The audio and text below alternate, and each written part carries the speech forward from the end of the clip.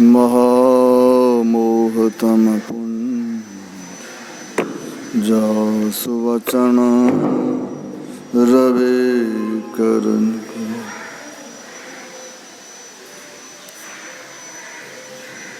आराध्य देव के प्रतिमूर्ति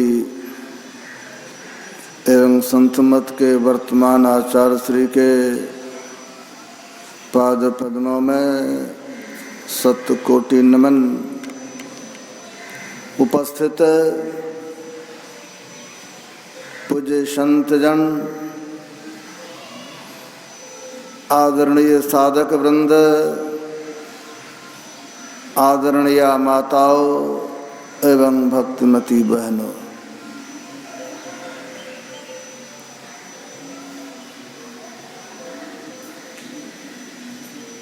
संसार में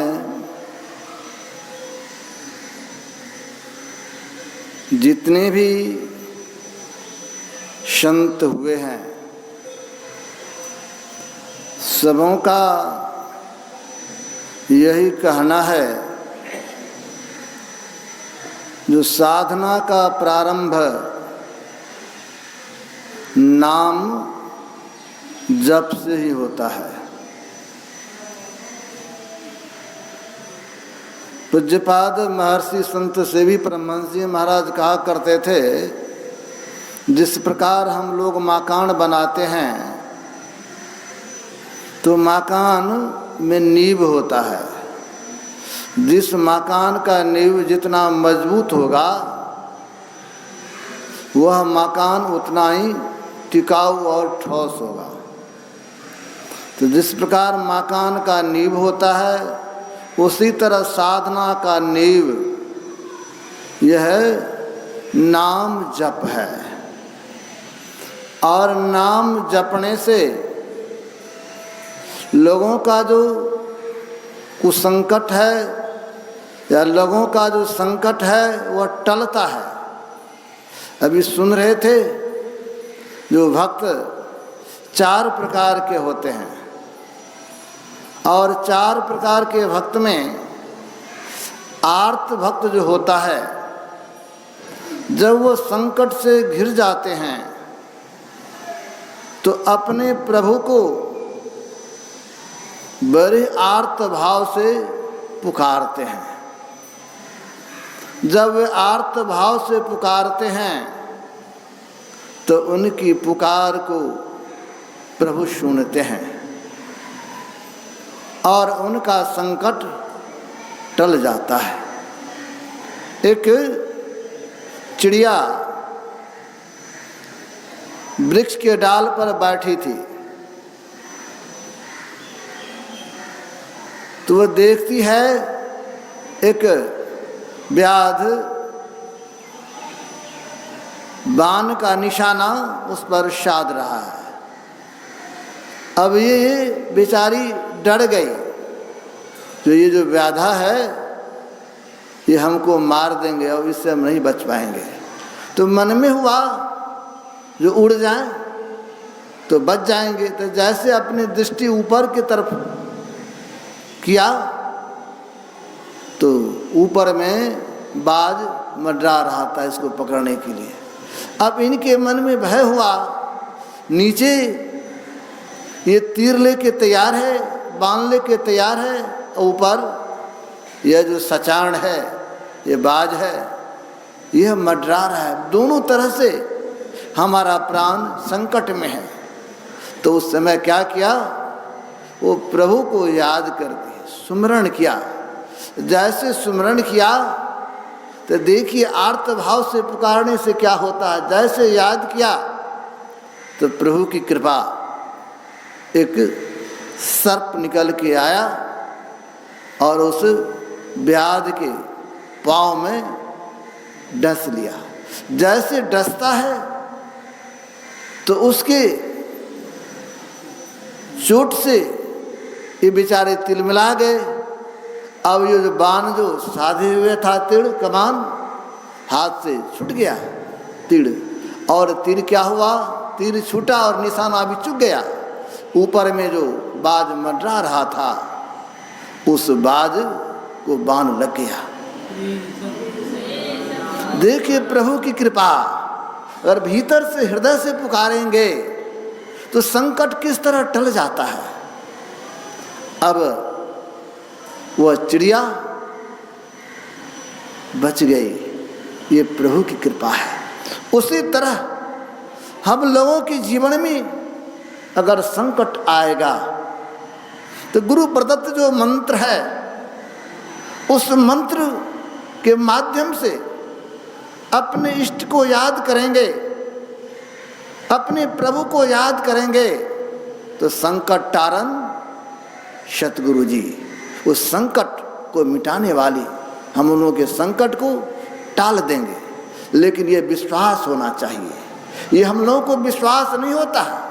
आर्त भाव से सिर्फ पुकार करें तो गुरुदेव संकट को मिटाने का काम करते हैं। और कभी कभी किसी के ऊपर, अभी सुन रहे थे, अर्थार्थी भक्त, अर्थ का भी अभाव हो जाता है। तो गुरुदेव के संबंध में एक प्रसंग है जो भागलपुर से उत्तर नगोचिया के बगल में एक गांव है, वहाँ पर एक सत्संगी थे, बहुत गरीब, वह साधारण व्यापारी था, घोड़ा पर सामान लाता था, छुआ गुड़ होता है ना, उसी को ला ला कर 5 किलो 10 किलो करके बेचता था। तो गुरुदेव के प्रति बड़ी श्रद्धा। एक दिन गुरुदेव कहते हैं, ध्यान करते हो, जप करते हो? कहा महाराज थोड़ा बहुत कर लेते हैं, समय कहाँ मिलता है, भर दिन दुकान में बैठे रहते हैं, घोड़ा पर लाद के लाते हैं फिर ले जाते हैं। तो गुरुदेव कहने कृपा कि अगर सत्संग करोगे, ठीक ठीक जप करोगे, ध्यान करोगे तो परिस्थिति भी बन जाती है।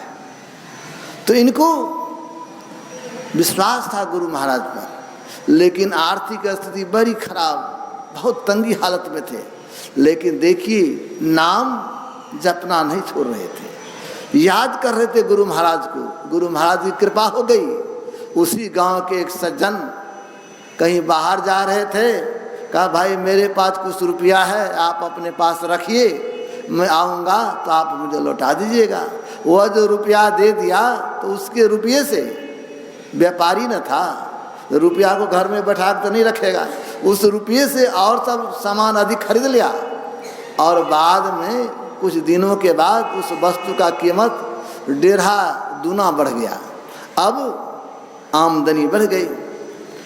अब 6 महीना इस तरह रहा, दुकान बढ़ते गया, आमदनी बढ़ गई। संजोग से वे व्यक्ति जब आए तो बड़े ईमानदार थे, ये बड़े ईमानदार सत्संगी था, तो पैसा उनको लौटा रहा था और जो आमदनी हुआ वह भी लौटाने के लिए गया। उन्होंने कहा नहीं, आपको मैंने रुपया दिया हूँ रखने के लिए, आमदनी तो आपका है, आप अपने पास रखिए। कहते हैं गुरुदेव की ऐसी कृपा हो गई जो उनके रहते हुए जिनके यहाँ खाने के लिए परेशानी था, चारों तरफ मकान बन गया, मकान बना लिया। ये कैसे हो गया? जो अर्थ भाव जो है, अर्थार्थी जो है, जो अर्थ के लिए पुकारते हैं तो अर्थ की भी प्राप्ति हो जाती है, इसमें किसी तरह की कोई बात नहीं। लेकिन हम लोगों को चाहिए आस्था रखना, विश्वास रखना, उस मंत्र को जपते रहें। देखिए अभी सुन रहे थे, जो जोगी हैं वो भी जपते हैं, कहाँ से? नाम जप करके ही जगते हैं। अब मतलब साधना का प्रारंभ, योगाभ्यास का प्रारंभ नाम जप से ही होता है। देखिए ये भी सुन रहे थे, नाम जपने से सिद्धि मिलती है। एक प्रसंग और मुझे याद आया, गुरु महाराज के समय की बात है। एक अच्छे सत्संगी जिनका नाम बाद में पूज्यपाद स्वामी रामानंद जी महाराज, आप लोग जानते होंगे, उनके एक पुत्र थे कृष्ण कुमार, उस समय ISC में पढ़ते थे और वे दीक्षा भी लिए थे।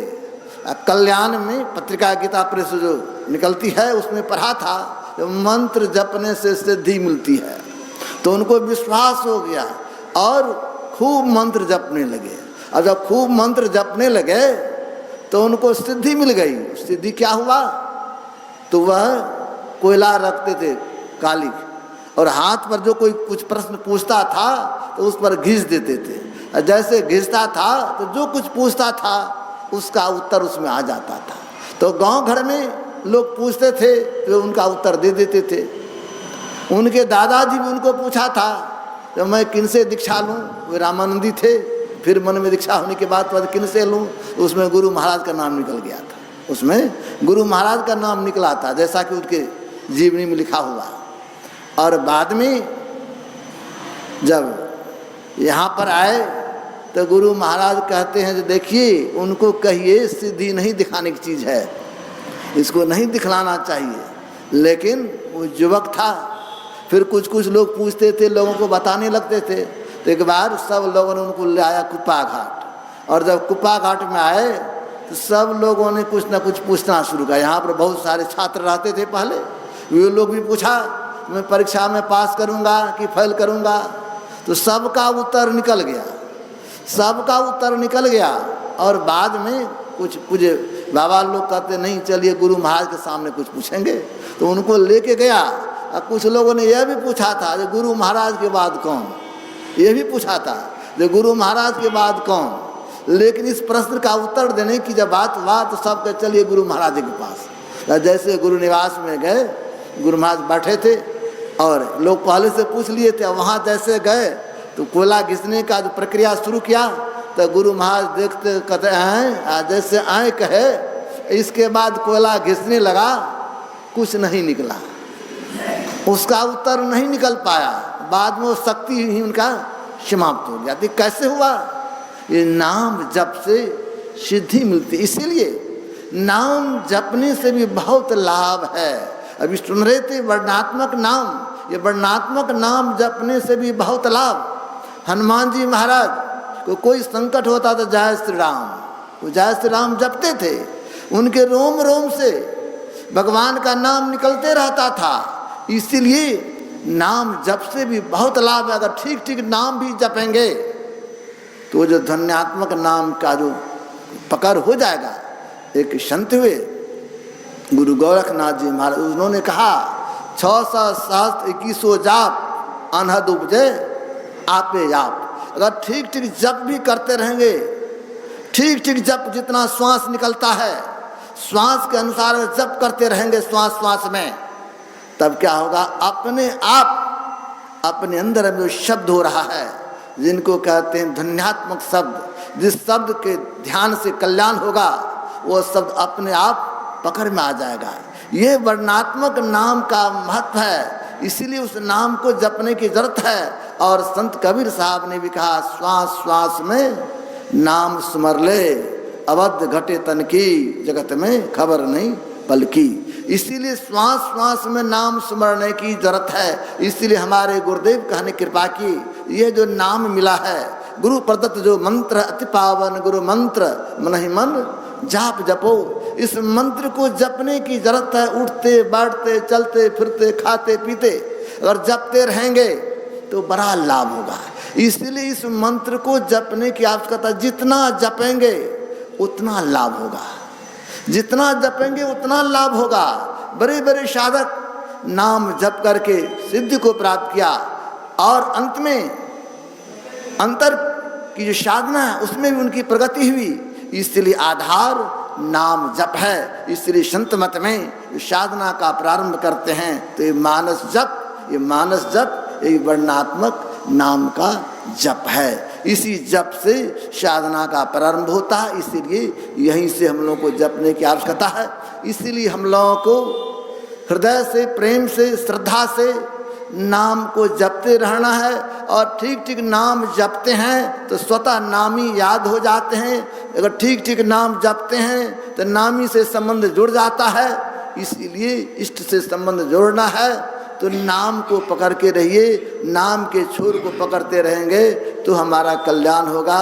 देखिए हमारे श्रद्धेय स्वामी सत्यप्रकाश बाबा के कुछ आगे तक बोलेंगे, लेकिन ध्यानाभ्यास का कार्यक्रम है। जब हम लोग के पूज्य जन रहते थे तो ठीक 5:30 बजे आरती की बात होता था। इसीलिए महाजनोहीन गता स्वपंथा, महान लोग जो रास्ता बना के गए हैं उसी रास्ते पर हम लोग को चलने की आवश्यकता है। इसलिए हम अपने वाणी को विराम दे रहा हूँ। श्री सद्गुरु महाराज की जय।